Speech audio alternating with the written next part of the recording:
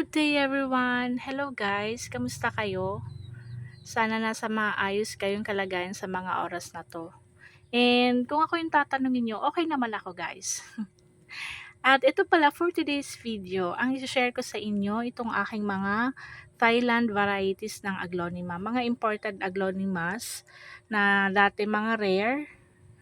Pero ngayon, super mura na nila. Hindi naman super pero mura na compared talaga dati sa mga yung compared dati lalo ng pandemic days, talagang sobrang mahal pa nila. And gayon pala madaming mga naglalabasan pang mga bagong varieties ang aglonema, pero super ang mamahal pa, pero ang gaganda. So antay na lang natin na magmura yung mga aglonema na mga bago ngayon, 'di ba guys? So ito lang muna kasi yung kaya natin. Ito lang muna ang meron ako na mga imported aglonemas. Ayan. So i-flex ko sila isa-isa. Ito pala si Lovebird aglonema, si Big Apple, si Red Suksum, Red Stardust, Red Suksum. Yan pala yung mga na-propagate natin guys nung nakaraan, si Red Suksum. At ito si China Red. Ito, ang tagal na nito pala sa akin. Kaso lang, ngayon lang siya nagtatribe. Tingnan nyo, maliit na maliit yung dahon niya.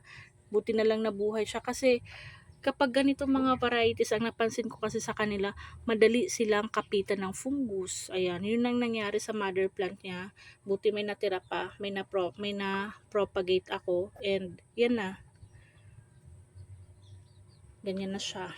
At ito si Red Angel aglonema.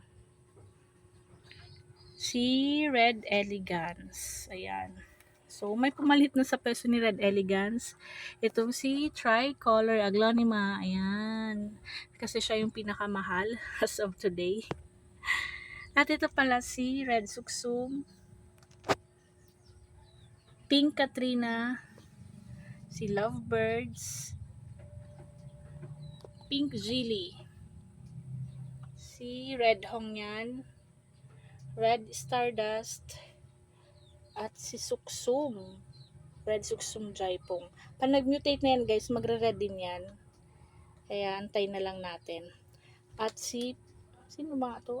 Si Pink Gilly. Yan, malilimutan ko pa. So, ayan.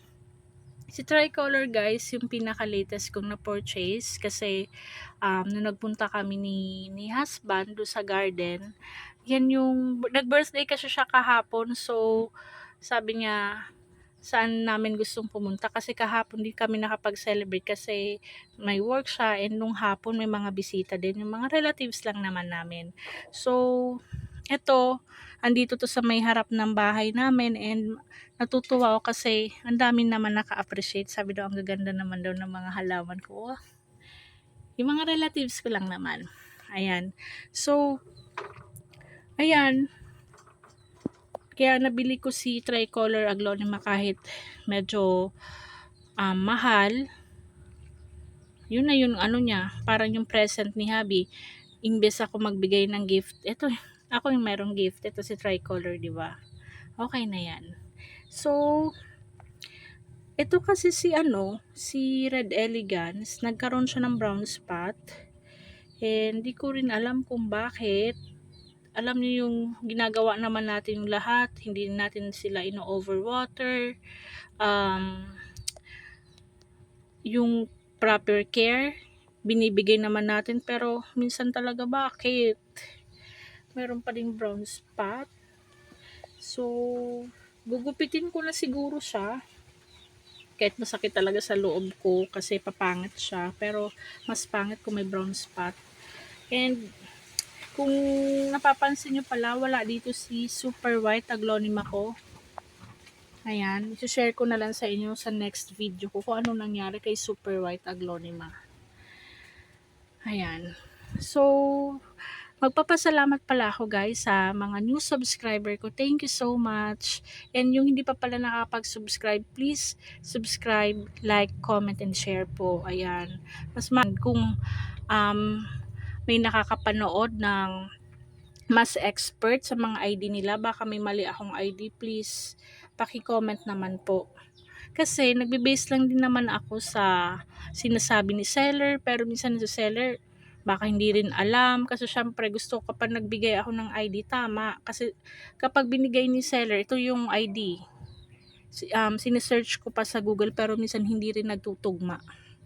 Ayan. So ito sila guys. Looking forward na madagdagan pa sila. Syempre, sino naman ang aayaw na magkaroon pa ng lalo sa ating mga nagko-collect ng mga aglonema. Kaso syempre, kung gusto natin talaga mag-collect and dumami agad, syempre kailangan natin ng budget. Pero mag-aantay lang tayo ng tamang panahon and tamang oras. Yung mga mahal na aglonema, yung mga nasa wishlist natin, ilista lang muna natin, mag-antay-antay lang tayo kasi darating din yung time na magmumura sila. So, katulad natin kapos sa budget, yun na muna, mag-antay-antay tayo. Ayan. So, ito na guys. So, sana nagustuhan nyo yung video na to pala and thank you for watching. Ayan, maraming salamat. Ayan. Ayan o. Nakaka-inlove talaga to sa tricolor, ano? Pero parang iba yung variegation niya, di ba? Ayan. Si tricolor pala, guys, ka-variety niya sina red unyamani, white unyamani, super white unyamani, and ito si tricolor unyamani. Meron pa nga black unyamani, ayan. So, kapamilya pala yun ni tricolor. Kaya, di ba yung mga variegation nila, halos pare-pareho na parang kalat-kalat yung mga ano nila. Ito, yung mga spot-spot. Yung mga unyamani guys, di ba? So, ayan. Ang ganda, oh. Sana talaga madagdagan pa pero antay-antay muna tayo guys. And hindi ko na pala papahabain tong video na to and magpapasalamat ulit ako sa pag-support nyo sa aking mini channel. Maraming salamat. Ayan. Thank you so much. Thank you for watching. See you on my next vlog. Bye-bye.